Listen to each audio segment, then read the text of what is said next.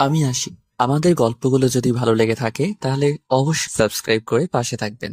ধন্যবাদ। আর আমি প্রিয়াঙ্কা। আমাদের গল্পগুলো যদি ভালো লেগে থাকে অবশ্যই আমাদের চ্যানেলকে সাবস্ক্রাইব করে পাশে থাকবেন। ভিডিওটি দেখার আগে সবার কাছে ছোট্ট একটি রিকোয়েস্ট করতে চাই, প্লিজ প্লিজ প্লিজ যারা ভিডিওটি দেখবেন সবাই একটা করে সাবস্ক্রাইব করে দিবেন।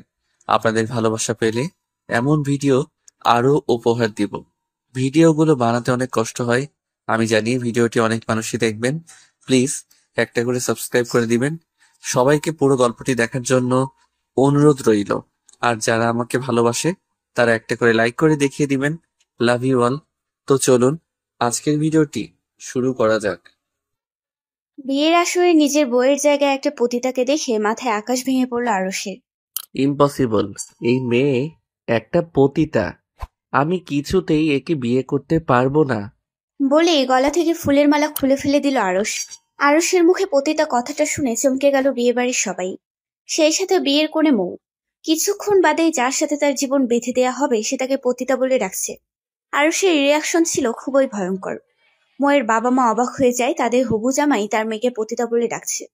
আরুষের মা বাবা আরুষকে থামার জন্য বিভিন্নভাবে চোখ রাঙিয়ে যাচ্ছে। ছেলের হাত চেপে ধরে সাইডে নিয়ে গিয়ে আরুষের বাবা বলেন, আমাদের মান সম্মান কি সব শেষ করে দেবে তুমি? তোমার বিয়ে করার ইচ্ছা ছিল সেটা আগে বললেই পারতে। এভাবে পাবলিক প্লেসে একটা মেয়ের মান সম্মান নিয়ে টানাটানি করছো কেন? এই অধিকার তোমার নেই আরশ। আরুষ নিজের হাত এক ঝাটকায় ছাড়িয়ে নিয়ে বলে, বাবা, আমার তো বিয়ে করতে আপত্তি ছিল না, তাই বলে জেনে শুনে আমি একটা পতিতাকে বিয়ে করব ভাবলে কিভাবে এটা? এই মেয়ে একটা পতিতা বাবা। আমি নিজে দেখেছি এই মেয়েকে এসব কাজ করতে। তুমি কিভাবে দেখলে? তার মানে তুমি... না বাবা, তুমি যেটা ভাবছো সেটা ঠিক নয়। আমি অন্যভাবে চিনি। বিয়ে বাড়িতে কানাঘুষা শুরু হয়ে গিয়েছে। খানবাড়ির মেয়ে তাহলে এগুলো করে?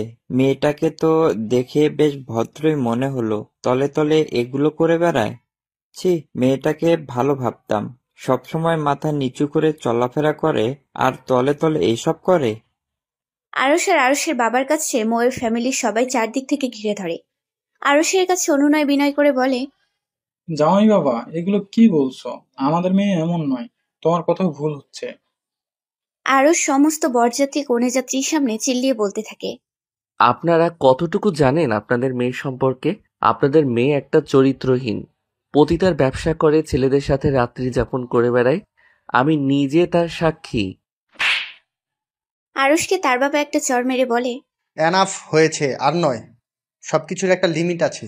কোথায় কাকে না কাকে দেখেছো তার জন্য মৌকে দোষ দিচ্ছ? আমি যা সত্যি তাই বলছি। এই যে মিস মৌ, ভুলে গিয়েছেন আমাকে আপনি, তাই না?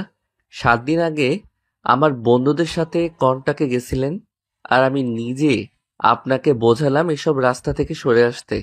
কি মনে নেই আপনার? মৌ আরুষের কলার চেপে ধরে বলে, enough is enough mister Aarush. আপনি যদি আমাকে পছন্দই না হবে তাহলে বিয়ে করতেন না। কেন আমাকে সমাজের চোখে ছোট করছেন? আমার চরিত্রে কেন দাগ লাগাচ্ছেন? কি করেছি আমি আপনার? আরুষ বিরক্তি নিয়ে বলে, একদম নাটক করবেন না। কি করেছেন মানে? সব ভুলে গিয়েছেন? এই যে আপনি 7 দিন আগে আমার বন্ধুর ফ্ল্যাটে গিয়েছিলেন এক রাতের জন্য, আমাকে আমার বন্ধু মিথ্যা বলে তার বাসায় নিয়ে গিয়েছিল ওই খারাপ কাজগুলো করতে। কিন্তু আমি আপনাকে দেখে অবাক হয়েছিলাম। এত সুন্দর একটা মেয়ে কিভাবে এত খারাপ কাজ করতে পারে? আমি নিজে আপনাকে বুঝিয়েছিলাম যেন আর এগুলো না করেন, কিন্তু আপনি আমাকে কি বলেছিলেন? আপনাকে বাধ্য করা হয়েছে এগুলো করতে। আপনি আসলে এ ধরনের মেয়ে না, ব্লা ব্লা ব্লা। আর সেই আপনি কি না আমারই বউ হতে চান? শুনুন সবাই, কান খুলে শুনুন। আমি এই মেয়েকে কিছুতেই বিয়ে করব না। আরুষের বাবা আরুষকে আড়ালে নিয়ে বলে, মেয়েকে বিয়ে না করলে সর্বনাশ হয়ে যাবে। আমাদের বাড়ির আর জায়গা জমির যে ঝামেলাটা চলছে তা মেয়ের বাবাই সমাধান করে দিবেন।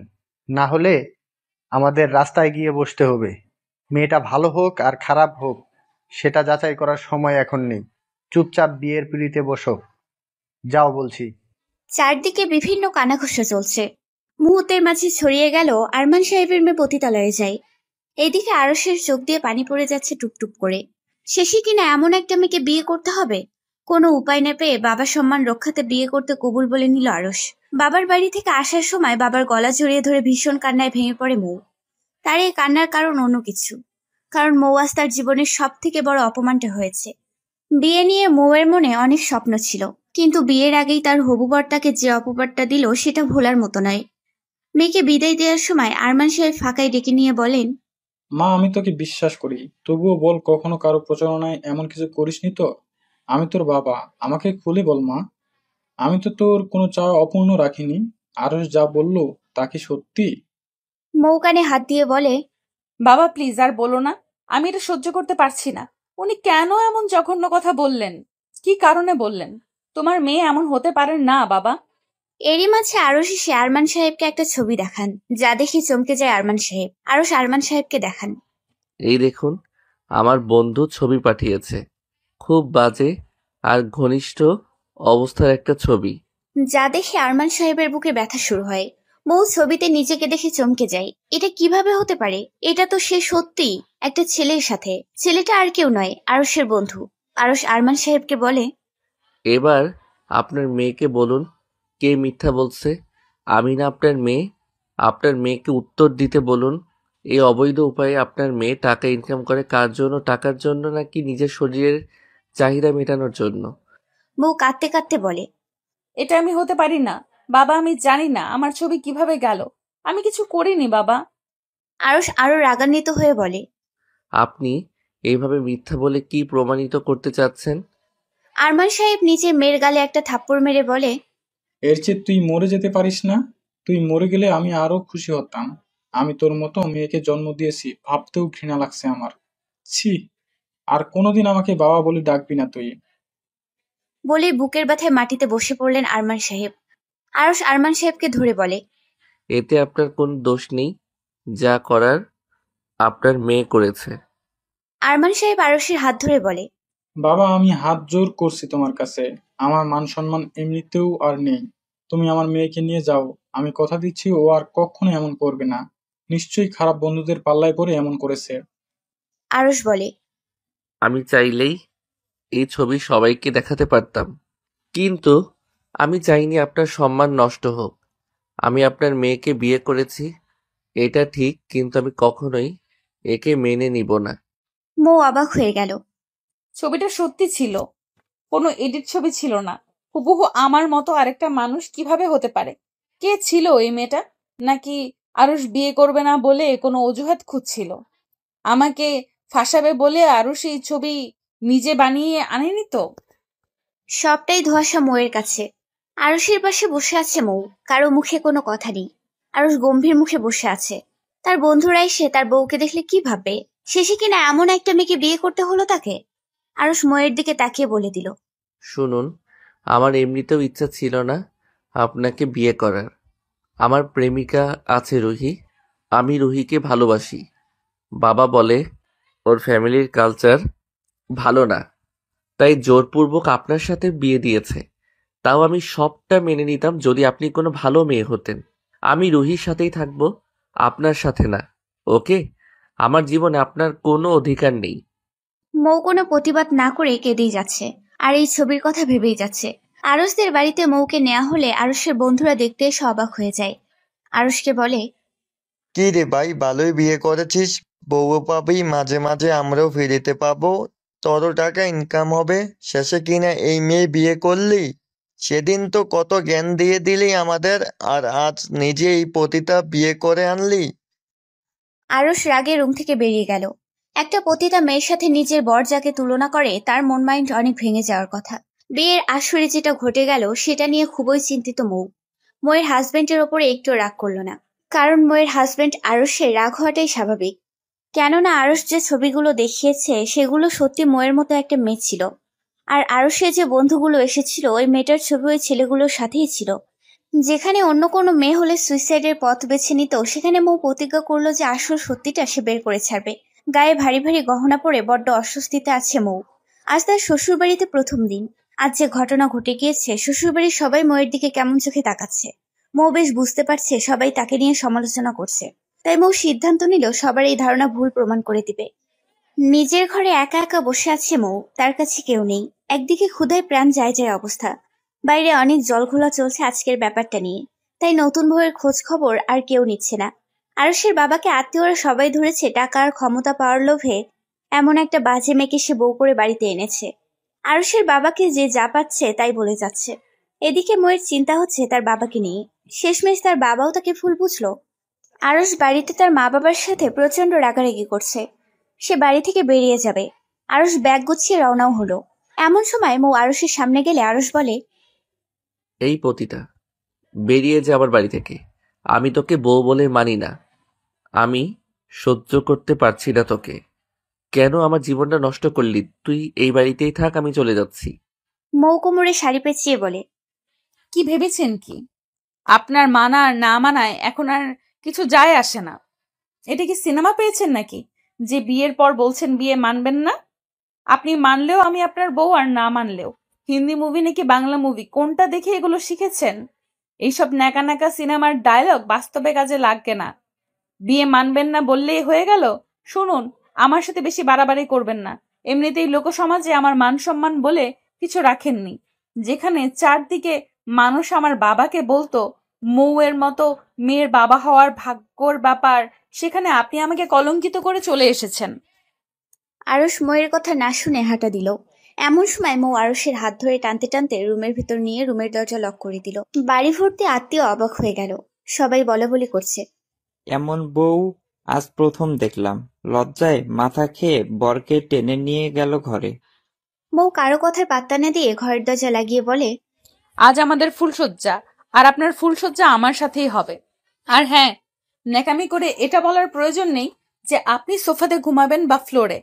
আমার সাথে এই খাটে ঘুমাবেন। সেটা না হলে গলায় দড়ি দিয়ে এই ফ্যানের সাথেই ঝুলে সুইসাইড নোট লিখে রেখে দেব, বুঝলেন? কোনো সিনেম্যাটিক ডায়লগ দিবেন না। Mister Arush, I love you.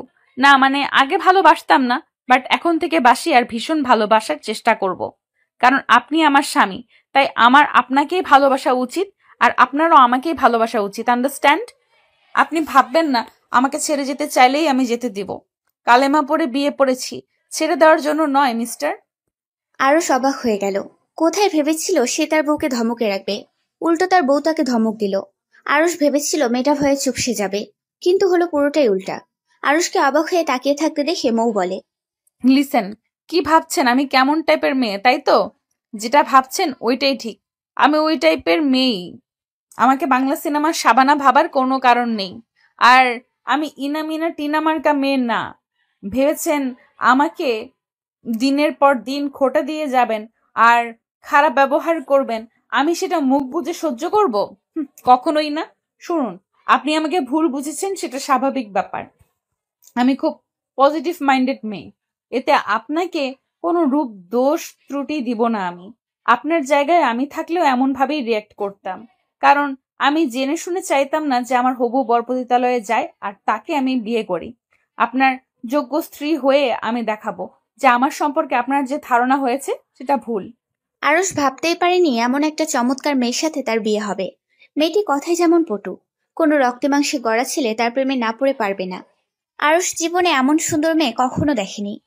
একটা মেয়ে কতটা পজিটিভ মাইন্ডের হতে পারে সেটা মৌকে না দেখলে বুঝতোই না। আরুষের মুখে কোনো কথাই ছিল না মৌকে বলার মতো। তাছাড়া আরুষ তো জীবনে এমন একটা মেয়ে চেয়েছিল যে তার প্রেমের জালে জড়িয়ে রাখবে, তার কথা সারাক্ষণ শুনতে ইচ্ছে হবে। আরুষ ভ্রুকুচকে মৌয়ের দিকে তাকিয়ে বলে, আপনি কি আমাকে খুন করবেন নাকি? মৌ হেসে বলল, এসব খুনটুন করে বিধবা হতে চাই না আমি। আরুষের সামনেই মৌ তার শাড়ি খুলতে শুরু করলো। এক্সকিউজ মি, আপনি কি করছেন এগুলা? শাড়ি খুলছি, এত ভারী শাড়ি আর গহনা জাস্ট নেওয়া যাচ্ছে না। তাই বলে আমার সামনেই? তাহলে কি রাস্তার ছেলেদের সামনে খুলবো?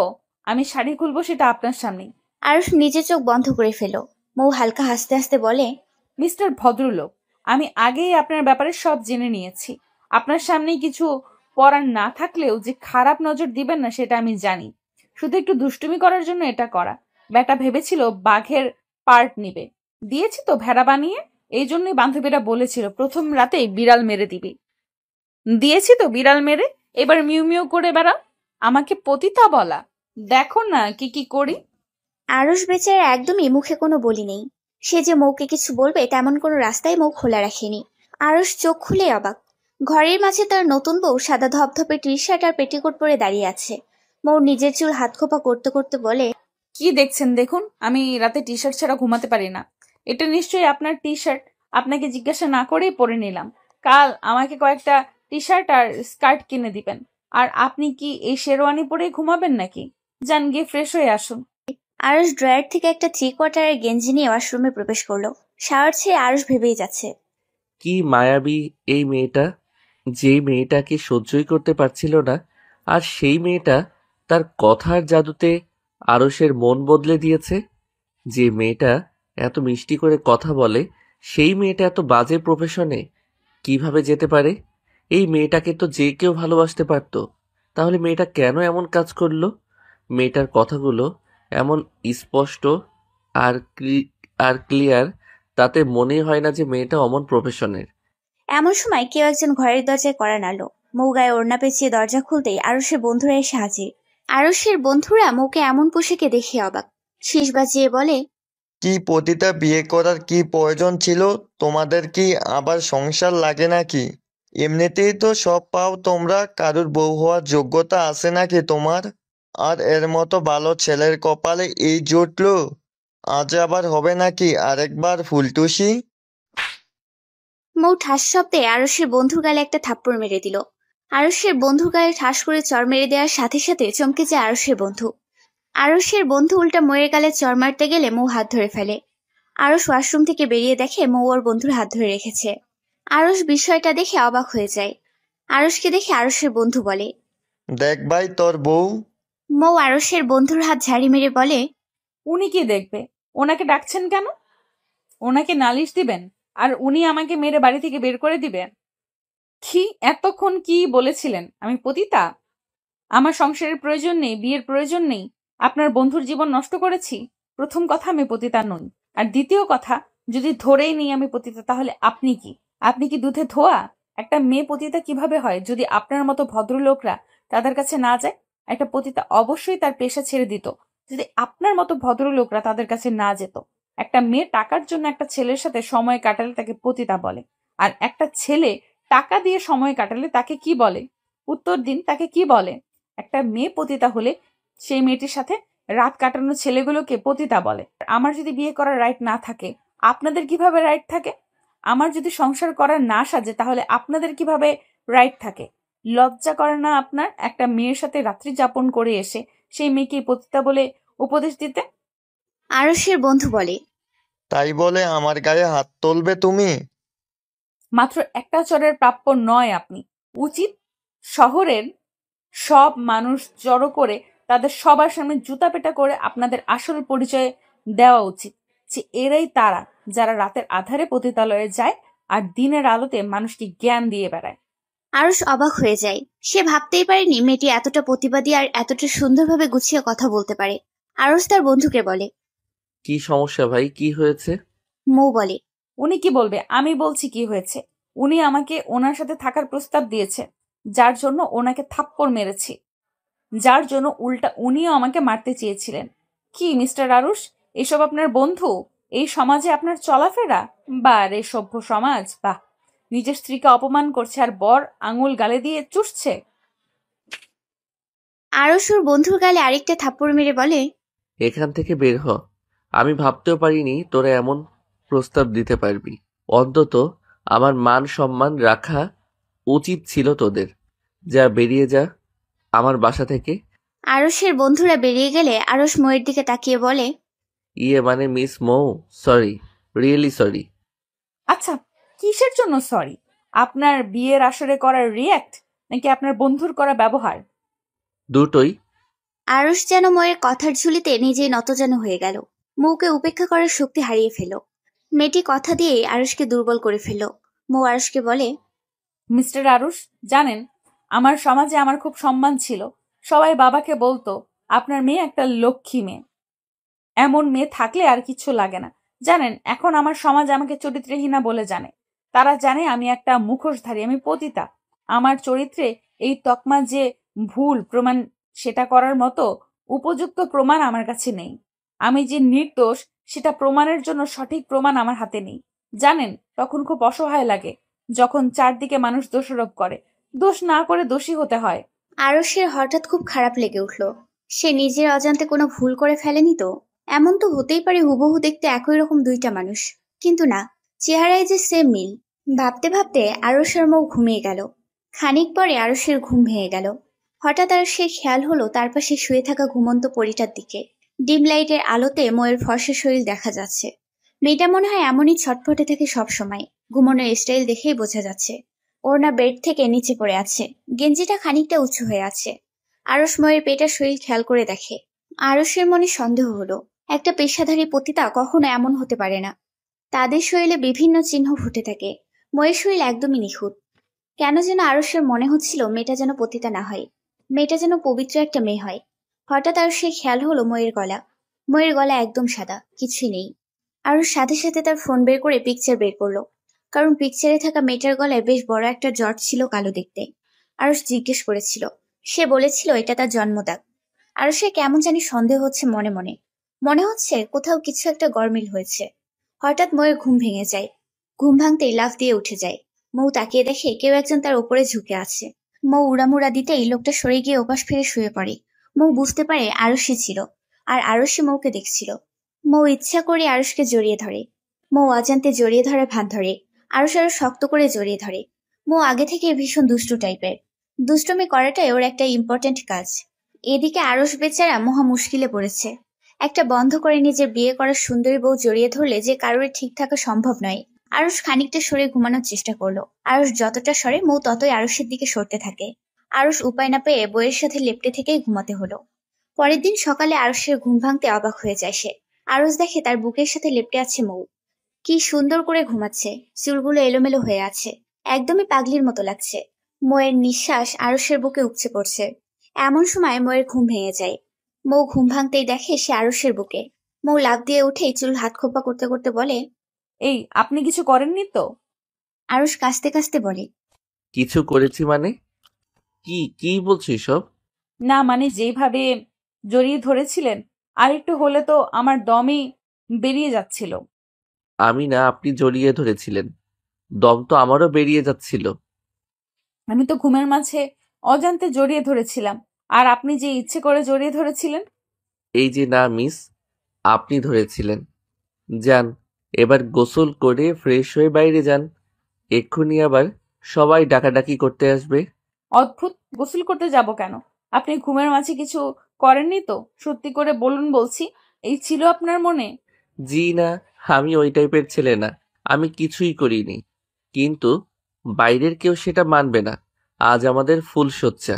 সো কিছু করি আর না করি সবাই এটাই ভাববে। আর 5টা দম্পতির মাঝে যা হয়েছে, আমাদেরও তাই হয়েছে। বাইরে গেলে সবাই বিভিন্ন প্রশ্ন করবে। তার থেকে বেটার আপনি গোসল করে ফ্রেশ হয়ে একটা শাড়ি পরে বাইরে যান। তাহলে সবাই ব্যাপারটা নর্মালি নিবে। মৌ অবাক হয়ে যায়। এই কোন নিয়ম? কিছু করলেও ভাবে, না করলেও ভাবে। মৌ আরশকে বলে, শুনুন, শাড়ি টাড়ি আমি পরতে পারবো না। আমাকে আপনার জিন্স আর গেঞ্জি দিন। আমার জিন্স আপনার হবে? হবে মানে? দৌড়াবে? হ্যাঁ, আপনি দৌড়াবেন। 5 ফিট 11 ইঞ্চি একটা ছেলের জিন্স আপনার পা থেকে মাথা পর্যন্ত হবে। আমি ছেলে হলে আমিও অতটাই লম্বা হতাম। মেয়ে মানুষ হিসেবে ঠিকই আছি। না হয় আপনার থেকে একটু শর্ট, বটি দিয়ে জিন্সের নিচ থেকে কেটে নিব।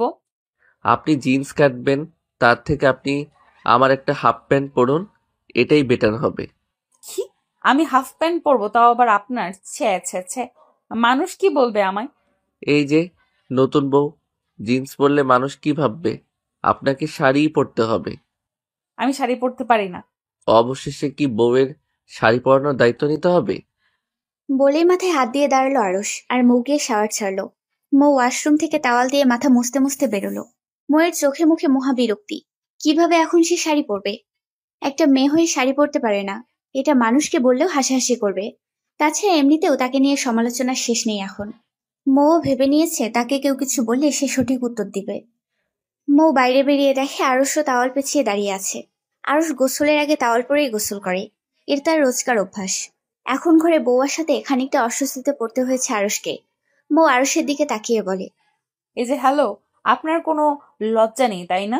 এইভাবে আমার সামনে জাস্ট টাওয়াল পেঁচিয়ে দাঁড়িয়ে আছেন, গায়ে শর্ট গেঞ্জি, কিছুই নেই। বলেই মৌ মাথা থেকে টাওয়ালটা আরুষের গায়ে ফেলে দিয়ে বলে, এটা গায়ে পড়ুন। আরুষ ভ্রু কুচকে ময়ের দিকে তাকিয়ে বলে, এই যে মিস সুন্দরী, আমি কি আপনার মতো মহিলা নাকি যে আমাকে সব ঢেকে ঢুকে রাখতে হবে? আমি ছেলে মানুষ, একটা শর্ট প্যান্ট পরলেই চলে। মৌ কোমরে হাত বেঁধে বলে। তাহলে কি আমি মহিলা? আরুষ ডান ভ্রু উঁচু করে বলে, তাতে কোনো সন্দেহ আছে মিস বউ?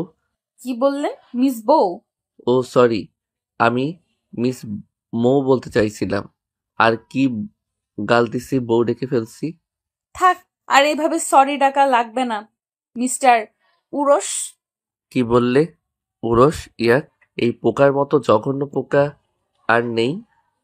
এত এক্সাইটেড হবেন না, আমি আরশই বলতে চাইছিলাম, বাট উরস হয়ে গিয়েছে, এটা গালতি সে হয়ে গিয়েছে। এক্সাইটেড হব না তো কি হব? যেভাবে দাঁড়িয়ে আছেন আমাকে কি স্থির থাকতে দিচ্ছেন আপনি? কেন, আমি কি করেছি আপনাকে? আরুষ চোখ ইশারা দিয়ে মৌকে দেখিয়ে বলে। তাকিয়ে দেখুন নিজের দিকে কিভাবে আছেন। মৌ জাস্ট পেটিকোটের ব্লাউজ পরে দাঁড়িয়ে আছে। চুল দিয়ে টুপটাপ পানি পড়ে ব্লাউজের পুরোটাই ভিজে গিয়েছে। গলা মুখ সব পানিতে ভিজে আছে। মৌ যে তাড়াহুড়োতে ওড়না ছাড়া বেরিয়েছে সেটা খেয়ালই নেই। আরুষ বলে, এভাবে ভিজে জ্বর ঠান্ডা লাগাবেন, পরে কষ্ট আপনি নিজেই পাবেন। ঠিকভাবে চুলও মুছতে পারেন না দেখছি। আরুষ একটু একটু করে ময়ের দিকে এগিয়ে গিয়ে ময়ের দেওয়া টাওয়াল দিয়ে ময়ের চুলের পানি মুছে দিতে দিতে বলে, এভাবে দাঁড়িয়ে থাকলে সব সভ্য ছেলে অসভ্যভাবে এক্সাইটেড হয়ে যাবে। শাড়িটা পরে নিন। আমি শাড়ি পরতে পারি না যে। আমি সাহায্য করছি, আপনি চুপ হয়ে দাঁড়িয়ে থাকুন। আরুষ বিছানায় থাকা লাল টকটকে সুতি শাড়িটা নিয়ে মৌকে পরিয়ে দিতে থাকে। আরুষ বলে, কি হলো, এভাবে নড়ছেন কেন? মৌ বলে, সুরসুরি দিচ্ছেন কেন আপনি? আরুষ বলে, বাবা, মানুষের এত সুরসুরি থাকে, আপনাকে না দেখলে বুঝতাম না। দেখুন এবার ঠিকঠাক আছে কিনা। মৌ অবাক হয়ে যায়। সে মেয়ে মানুষ শাড়ি পরতে পারে না, অথচ আরুষ ছেলে মানুষ তাকে শাড়ি পরিয়ে দিচ্ছে। শাড়ি পরানো শেষ হলে মৌ আরুষকে অজান্তে জড়িয়ে ধরে। Thank you. আরুষ চমকে যায়। এভাবে হুট করেই তাকে মৌ জড়িয়ে ধরবে ভাবতেই পারেনি। মৌ আরুষকে ছেড়ে দিয়ে বলে, কিছু মনে করেননি তো? আমার বেস্টিকে আমি খুশি হলেই জড়িয়ে ধরতাম। আরুষ বলে, আর কাকে কাকে জড়িয়ে ধরেছেন? কাউকে না, শুধু বেস্টিকে। না, আবার রাস্তার কোনো ছেলের প্রতি খুশি হয়ে জড়িয়ে ধরেননি তো? আমাকে কি এমন হয়ে হয় আপনার? আপনি বড় হন তাই, আপনাকে ধরলে পাপ নেই কোনো। এমন সময় আরুষের ফুপু ডাকছে বাইরে থেকে। মৌ বাইরে গেলে আরুষের ফুপু বলে, বাপের বাড়ি থেকে কিছু শেখনি? বিয়ের পরের দিন এত দেরি করে কেউ ঘুম থেকে উঠে? মৌ চুপ থাকার মেয়ে নয়, ফুপুকে বলে ওঠে, দেখুন, আমি আজ আরো খুব ভোরে ঘুম থেকে উঠেছি। রেগুলার এত সকালে ঘুম থেকে ওঠা সম্ভব নয়।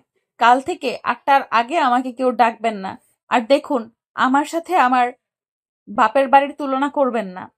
বাড়ির বউ বলে ভাববেন না, যা কিছু বলে পার পেয়ে যাবেন। ভালোবাসা দিলে ভালোবাসা পাবেন। আরুষের ফুফু তো আকাশ থেকে পড়ে বলে, এটা ঘরের বউ নাকি অন্য কিছু? মৌ বাইরে যাবার পর আরুষ ময়ের ফোন চেক করে। ময়ের ফোনে কয়েকটা মেসেজ এলো। ময়ের বেস্টি পিকচারগুলো পাঠিয়েছে। আরুষ পিকচারগুলো দেখে অনুশোচনায় ভুগছে। প্রতিটা ছবিতে তারিখ উঠে আছে। 10 জানুয়ারি, এই দিনেই তো মৌ তার বন্ধুদের বাসায় এসেছিল টাকার বিনিময়ে। একই সময়ে একটা মানুষ দুইটা জায়গায় কিভাবে থাকতে পারে? আরুষের মনে আরো বেশি কৌতূহল বাড়তে থাকে। আরুষের বিষয়টা বেশি খতিয়ে দেখতে ইচ্ছে হলো। আরুষ ময়ের ফ্রেন্ডকে মেসেঞ্জারে কল দিল। আরুষ একটা সালাম দিয়ে জানালো সে ময়ের হাজবেন্ড। আরুষ ময়ের বান্ধবীর কাছে জানতে চাইল। এটা কিসের ছবি আর কোথা থেকে তোলা? ময়ের বান্ধবী জানালো তারা তাদের একটা বান্ধবীর বিয়েতে গেছিল সিলেট। সেখানে গিয়ে 7 দিন ছিল, আর তখনই ছবিগুলো ওঠানো। আরুষের মাথায় যেন বাজ পড়ল। একই দিনে ঢাকা টু সিলেট 1 ঘন্টার মাঝে যাওয়া আসা সম্ভব নয়, কারণ সেদিন মৌকে ভাবা মেয়েটি আরুষের বন্ধুদের সাথে কয়েকটা ঘন্টা ছিল। আরুষের মাথায় কিছুই ঢুকছে না। আরুষের মন সায় দিল সেদিনের মেয়েটি কোনোভাবেই মৌ ছিল না।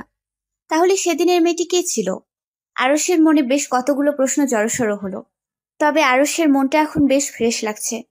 তার ভাবনাটা হয়তো ভুল আর ঠিক এই মুহূর্তে ভাবতে ইচ্ছে করছে না আরুষের, কারণ আরুষ একটা রাতে ময়ের ভালোবাসার জালে জড়িয়ে পড়েছে। আরুষ নিজের রুম থেকে বেরিয়ে এসে দেখে মৌ বারান্দায় চেয়ারে বসে আছে। আর বিভিন্ন মানুষ মৌকে দেখতে এসেছে। নতুন বউ হলে সবাই দেখতে আসবে, এটাই স্বাভাবিক ব্যাপার। মানুষজনের ঝামেলা কমে গেলে আরুষের মা বাবা বলে, মা মৌ, আমার ছেলেকে ভুল বুঝো না, ও কিন্তু খুব ভালো। হঠাৎ তোমার মতো একটি মেয়েকে কোথায় দেখেছে আর তোমাকে ভুল বুঝেছে। তবে ও কিন্তু এতটা গদ্দপ না, নিজেই ঠিক ভুল বুঝতে পারবে আর সত্যিটা যাচাই করবে। আর তুমি ভেবো না, জমি ঠিক করার জন্য ছেলেকে প্রেসার দিয়েছিলাম তোমাকে বিয়ে করতে। এসব জমির কোনো ব্যাপারই ছিল না মা, শুধুমাত্র ছেলেকে বিয়ে করানোর জন্য এই মিথ্যা নাটকটা করেছিলাম। তোমাকে আমরা আগে থেকেই চিনি মা, তুমি অনেক ভালো মেয়ে, সেটা আমরা জানি। আমার ছেলেটার চরিত্রও অনেক ভালো, আর আমার ছেলের জন্য আমরা সঠিক মেয়েটাকেই এনেছি মা। তুমি আমাদের বৌমা না, আমাদের মেয়ে। আরুষের মা ছেলের বউকে একটা চেন পরিয়ে দিল আর মৌকে বলল, তুমি কিছু নিয়ে মন খারাপ করো না মা। মৌ আরুষের বাবাকে বলল, কিন্তু আমার বাবা, উনি তো আমাকে ভুল বুঝছে। আরুষের বাবা বলে, তুমি ভেবো না, তোমার বাবার সঙ্গে আমার কথা হয়েছে, ওইদিকে সবই ঠিক আছে। বলেই আরুষের বাবা ময়ের বাবাকে কল দিয়ে ময়ের কাছে ফোনটা ধরিয়ে দেয়। ময়ের বাবা বলে, মা মৌ, আমি জানি আমার মেয়ে কেমন, তবুও আমি তো বাবা, এমন কিছু শুনলে দুশ্চিন্তা হয়। শ্বশুর বাড়ির সবার সাথে মানিয়ে নিস মা, অনেক ভালো পরিবার পেয়েছিস মা, অনেক সুখী হবি। সকালে খাওয়া দাওয়া শেষ করে মৌ তার বড় ননদের সাথে গল্প করছে। আরুষের ইচ্ছে করছে মৌকে একটু সরি বলবে, বাট কিভাবে বলবে সেটাই বুঝতে পারছে না। আরুষ তার বোনকে ডেকে বলে, আপু দুলাভাই ফোন দিয়েছে, মায়ের ফোনে তোমাকে ডাকছে। আরুষের বোন যাওয়ার পর আরুষ মৌকে বলে, আমার আপনার সাথে কিছু কথা আছে, রুমে চলুন। দুপুর গড়িয়ে বিকেল, সবাই দুপুরের খাবার খেয়ে রেস্ট করছে। আরুষ মৌকে ডেকে নিয়ে ঘরের দরজা লক করলো। মৌ সন্দিহানভাবে আরুষের দিকে তাকিয়ে বলে, কি সমস্যা?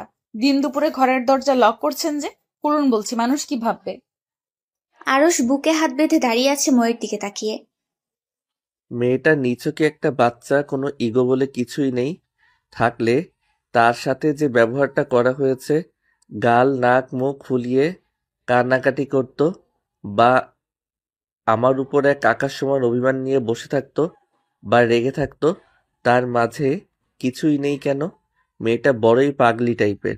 এমন মেয়েরা সবসময় ভালো মনের হয়, আর ছেলেরা চট করেই এদের দুষ্টমির প্রেমে পড়ে যায়। মেয়েটার চোখে মুখে কি ভীষণ মায়া! এসব ভাবতে ভাবতে আরুষ কোথায় যেন হারিয়ে গিয়েছে। আর এই সুযোগে মৌ ঘরের দরজা খুলে ঘর থেকে বেরিয়ে যাওয়ার চেষ্টা করে। আরুষ সাথে সাথে হাতটা টেনে ধরে দরজার পিঠ গিয়ে দাঁড়ায়। মৌয়ের হাত ভর্তি চুড়িগুলো ঝনঝন করে বাজছে। মৌ নার্ভাস হওয়ার জন্য বারবার জিভ দিয়ে নিজের ঠোঁট ভেজাচ্ছে। আরুষ পূর্ণ দৃষ্টি নিয়ে তাকিয়ে আছে মৌয়ের ঠোঁটের দিকে। মৌ ব্যাপারটা বুঝতে পেরে আরুষকে বলে, এইভাবে হাত ধরে রেখেছেন, কি কোনো সমস্যা আপনার? এই যে মিস বউ, সরি মৌ, সারাদিন আমার সমস্যা না খুঁজে নিজের সমস্যা খুঁজো, তাহলে সব বুঝতে পারবা। পেতনিদের মতো নতুন বউ সারা বাড়ি পাইচারি করে বেড়াচ্ছ কেন? কোথায় একটু লজ্জা পেয়ে মাথা নিচু করে বসে থাকবা ঘরের এক কোণে, তা না ডাকাডাকি করে বেড়ানো লাগছে? এই যে ছাড়ুন বলছি, আমার ওসব লজ্জা টজ্জা কিছু নেই। এই বাড়ির সবাই খুব ভালো, তাই আমার লজ্জা লাগছে না। সবার মাঝে কি আমিও আছি? না, আপনি তো আস্তে একটা কি বিশ্রী ভাবে আমাকে অপমান করেছেন, কিচ্ছু ভুলিনি। রাগও আছে তোমার? নেই মানে? আপনি জানেন না তাই। আমার অনেক রাগ। এতটুকু পিচ্চি মানুষের কোথায় রাগ থাকে? শুনুন, দেখতে পিচ্ছি লাগলেও আমি অতটা পিচ্ছি না, যেমন ভাবছেন তেমন না। তাই না? দেখুন, কি বলতে ডেকেছেন তাই বলেন। কি ব্যাপার বাঘিনী, কাল যেভাবে ধমকাচ্ছিলে আমি তো ভয় পেয়ে গেছিলাম। আজ তাহলে এমন দুর্বল কেন? সামান্য হাত ধরেছি এতেই, আর অন্য কিছু করলে তো খুঁজেও পাওয়া যাবে না। দেখুন, আমি ঝগড়া করতে পারি, আমার সাথে ঝগড়া করে কেউ পারে না। পারলে হাত ছেড়ে মুখ চালান, দেখব কে জিতে। আরুষ হাত ছেড়ে দিয়ে ময়ের ঠোঁট নিজের আয়ত্তে নিয়ে নেয়। দেয়ালে আটকে গিয়েছে মৌ, সামনে আরুষ। সামনে পিছনে কোথাও যেতে পারছে না। আরুষ ঠোঁট আটকে রেখেছে, মৌ কথা বলতে পারছে না। বেশ কয়েক মিনিট পরে ছাড়লো। মৌ ঠোঁট মুছতে মুছতে থুথু ফেলতে ফেলতে বলে, এই বিশ্রী মানুষ, এটা আপনি কি করলেন? ওয়াক্থু, আপনার গায়ে বমি করে দিব। আমি কি বমি দিয়েছি? তোমাকে যা দিয়েছি তা ব্যাগ দাও। আপনি আমার সাথে এই বিশ্রী কাজ কেন করলেন? আগে সেটা বলুন। অদ্ভুত, নিজেই তো বললে মুখ চালাতে, তাই চালিয়ে দেখালাম। আমি কি ওভাবে বলেছি নাকি? ঝগড়া করতে বলেছি। বলে মৌর আগে কটমট করতে করতে রুম থেকে বেরিয়ে যেতে গেলে আরশ আবার হাত টেনে ধরে বলে, যেটা বলতে ডাকা সেটা শুনবে না? আবার কি বললেন? এসো বিছানায় বসো। নিরিবিলি বলতে হবে কথাটা। আরশ মৌয়ের হাত ধরে বলে, মৌ, আমি জীবনে মিথ্যা কথা বলি না, কোনো 2 নাম্বারিও করিনি কারোর সাথে। বিয়ের আসরে যেটা করেছি, ভুল করেছি, ক্ষমা করার মালিক তুমি। আমি মাথা নত করছি যে আমার ভুল হয়েছে। কিন্তু মৌ, আমি যে একটা মেয়েকে দেখেছি সেটা সত্য ছিল। মেয়েটা হুবহু তোমার মতো কিভাবে হতে পারে? কিছু তো কাহিনী আছে। আমি চাইছি মেয়েটার সাথে দেখা করতে, আর তুমিও দেখা করো। তুমি নিজ চোখে দেখো কে এই মেয়ে মানুষ, তো হঠাৎ তোমাকেই ভাববে। তোমার গায়ে এই কলঙ্ক লেগে থাকুক, আমি সেটা মোটেও চাইছি না। আজ রাতে আমার সাথে যাবে, মেয়েটাকে ভাড়া করা হয়েছে। আসলে আমার বিয়ের আসরে রেগে যাওয়ার কারণ ও ছিল। আমি হঠাৎ ধাক্কা খেয়েছিলাম। বন্ধুদের সাথে রাত কাটানো মেয়ে কিভাবে আমার বউ হবে? আরশ, আপনি এত ভাবছেন কেন? আপনার কোনো ভুল ছিল না। একটা সুস্থ মানুষ যেটা করে আপনি সেটা করেছেন। বিয়ের আগের দিন আপনার বোন আপনার সম্পর্কে অনেক কিছু বলেছিল। আমি তখনই শিওর ছিলাম বিয়ে করলে আপনাকেই করব। আপনি কতটা ভালো তার সব জেনে গিয়েছিলাম আগেই। আমি তো আপনার মতো নয়, প্রেমিকা ছিল তাই আমার দিকে আগ্রহ ছিল না। এটাও জেনে গিয়েছো প্রেমিকা ছিল? এই গুরুত্বপূর্ণ নিউজটা কে দিয়েছে শুনি? আপনার বোন দিয়েছে। তোমার তো দেখছি এই বাড়িতে বিভিন্ন নিউজ চ্যানেল সবই আছে, কোনো খবরই পড়ে নেই। তা কি কি বলেছে?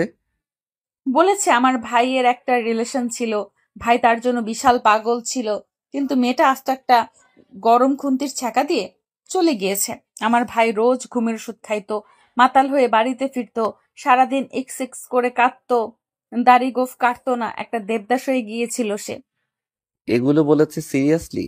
আমার এক্স আমার জন্য এখনো পাগল আছে, আমি বিয়ে করিনি তাই, আর আমাকে ছ্যাঁকা দিয়েছে? অদ্ভুত কথা সব। তাহলে বিয়ে করেননি যে? ওর চরিত্রে সমস্যা ছিল বাবা বলল, আর আমিও দেখেছিলাম ওর চরিত্রের সমস্যা। তাছাড়া আমার অতটা সিরিয়াস রিলেশন ছিল না।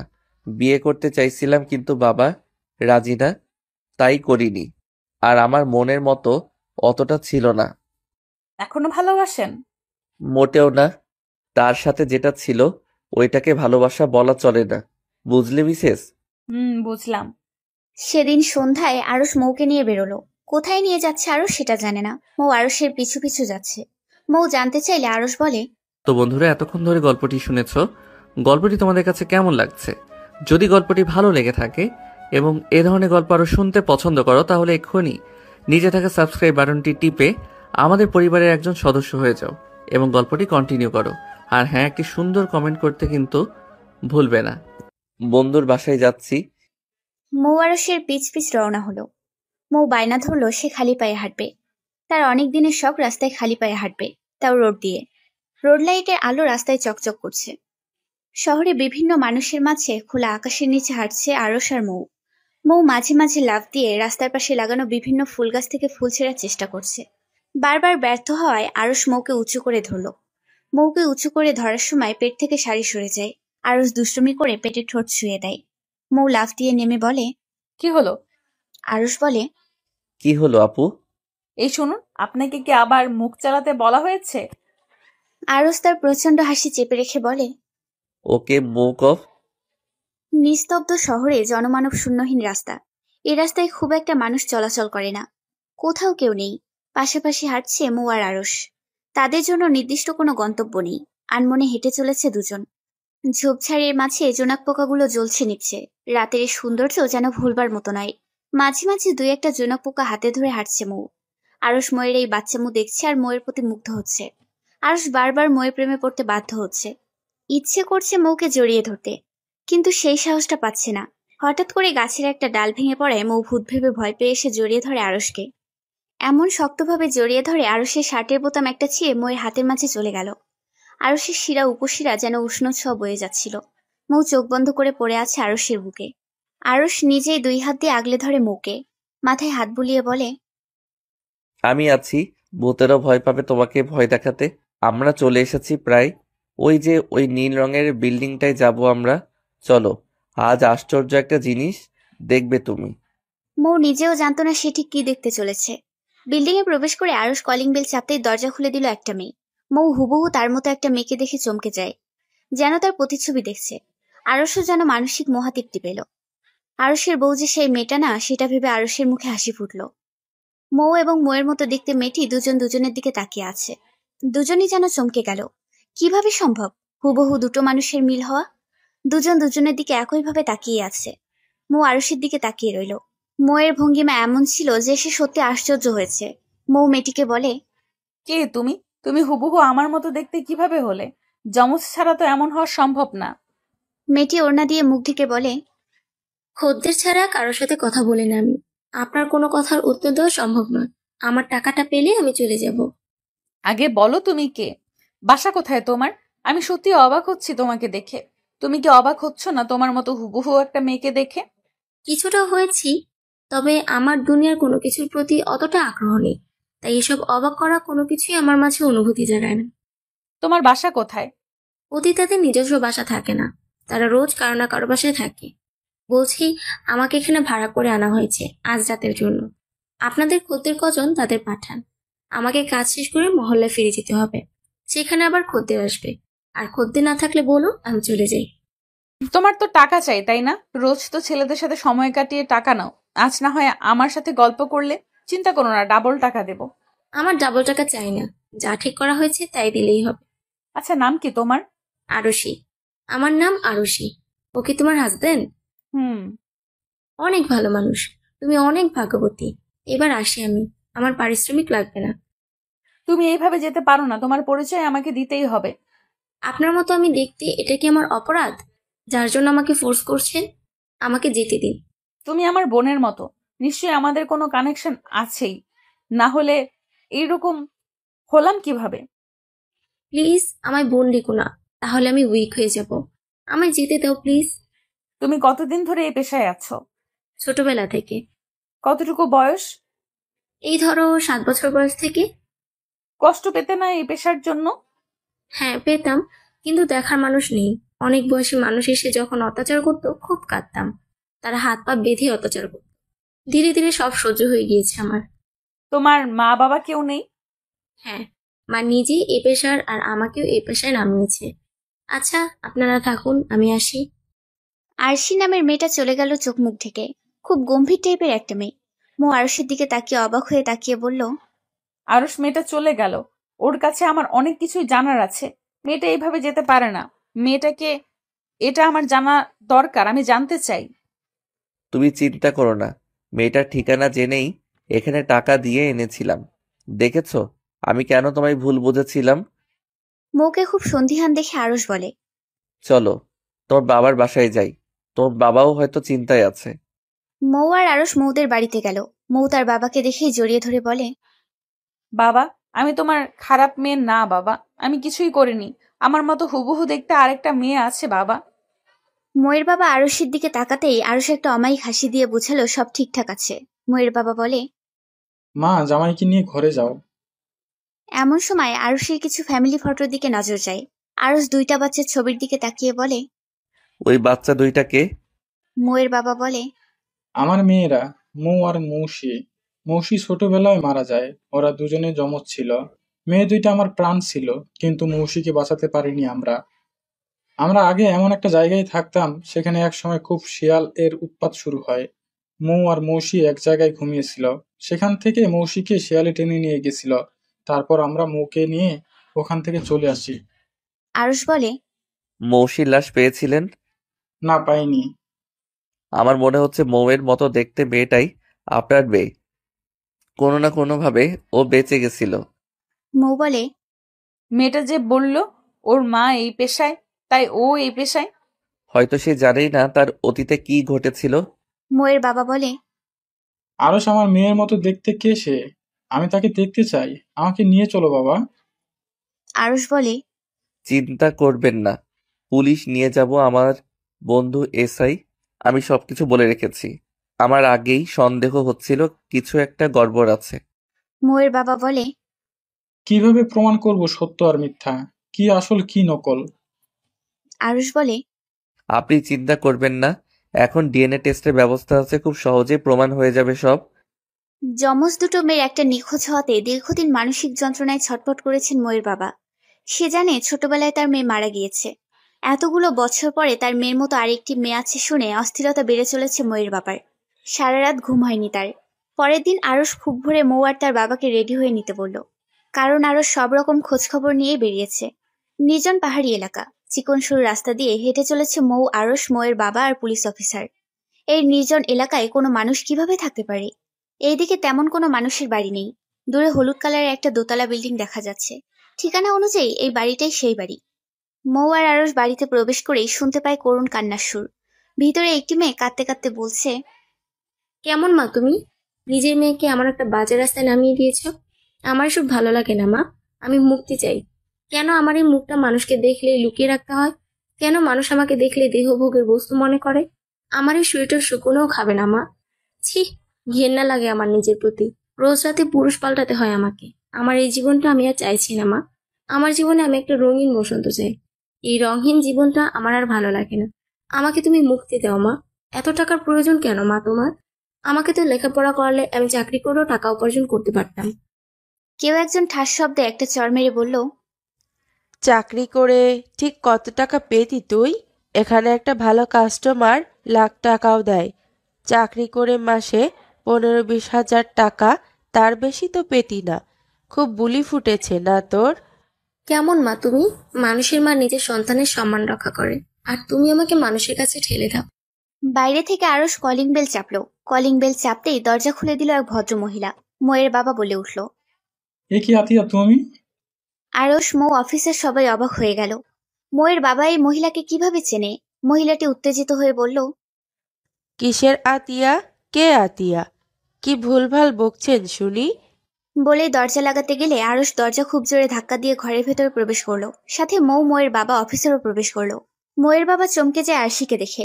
আরমান সাহেব আতিয়াকে দেখে বলল, আতিয়া তুমি আমাকে চিনছো না? আমি আপনাকে কিভাবে চিনব? কারা আপনারা? এভাবে আমার বাড়িতে কেন প্রবেশ করেছেন? আতিয়া তুমি আমাকে না চেনার ভান করছো কেন? তুমি আমাকে চিনছো না আজব? হঠাৎ আরমান আহমেদের চোখ আরশির দিকে যায়।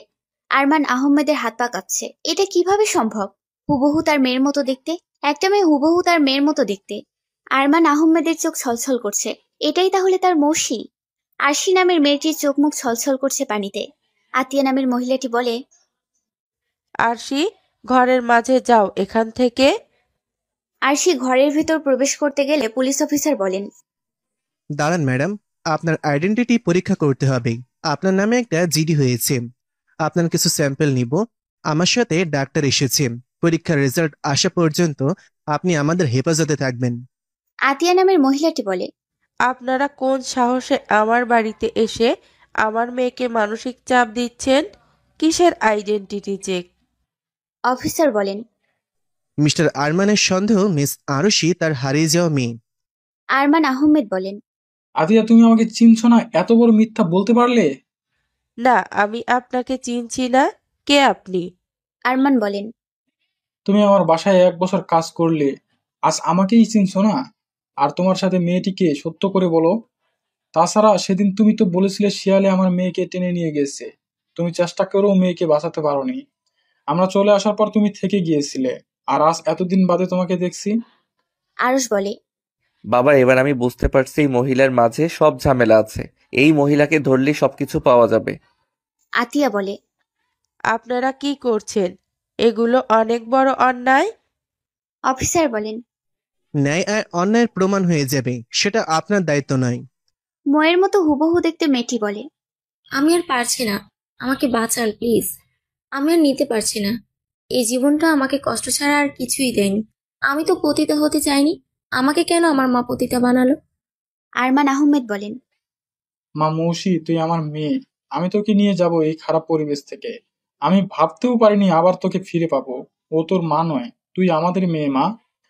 আরশি বলে, দেখুন, আপনাদের কোথাও ভুল হচ্ছে। আমি কিভাবে আপনাদের মতো ভালো মানুষের মেয়ে হব? অফিসার বলেন, ভুল আর ঠিক আমরাই বুঝে নেব মিস আরশি আর মৌসি। আপনাকে ডিপ্রেস লাগছে, আপনি প্লিজ মাথা ঠান্ডা করুন। 3 দিন বাদে ডিএনএ টেস্টের রেজাল্ট আসে। আরমান আহমেদের সাথে ম্যাচ করে। আদিয়াকে রিমান্ডে দিলে স্বীকার করে সে ইচ্ছা করে এমন করেছে। সে একটা টিমের সাথে জড়িত, মেয়েদের কেনাবেচা করে এসব কাজে লাগিয়ে দেয়।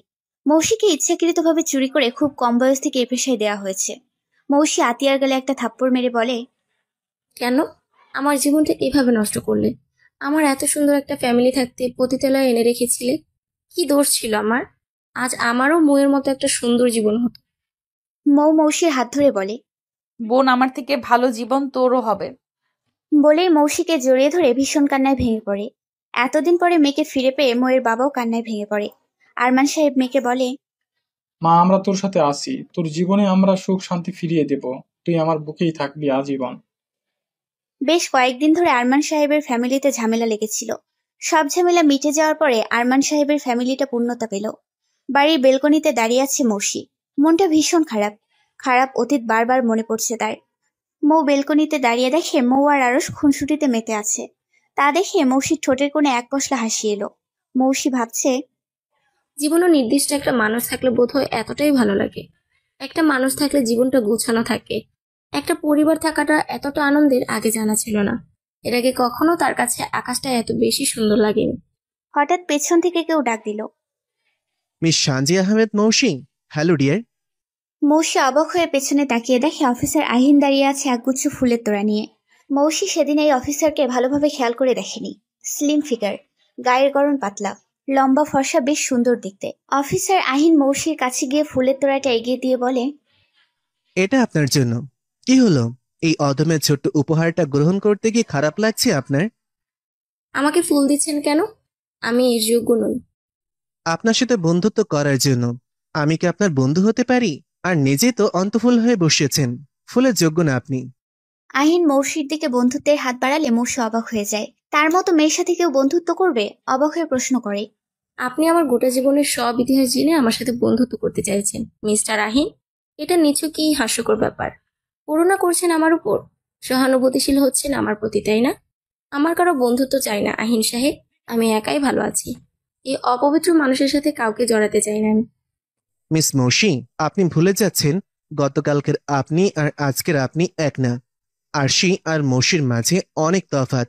আরশি ছিল মৌসির ছায়া, মৌসির ওপর জোরপূর্বক চাপিয়ে দেওয়া একটা চরিত্র মাত্র। আরশি একটা মল্লার মেয়ে, আর মৌসি একটা পরিবার থেকে আসছে, একটা ভালো পরিবেশের মেয়ে মৌসি। আহিনের কাছে মনে হয়েছে মৌসি এক রঙিন বসন্ত। সে যে কারো জীবনকে রাঙিয়ে তুলতে পারবে।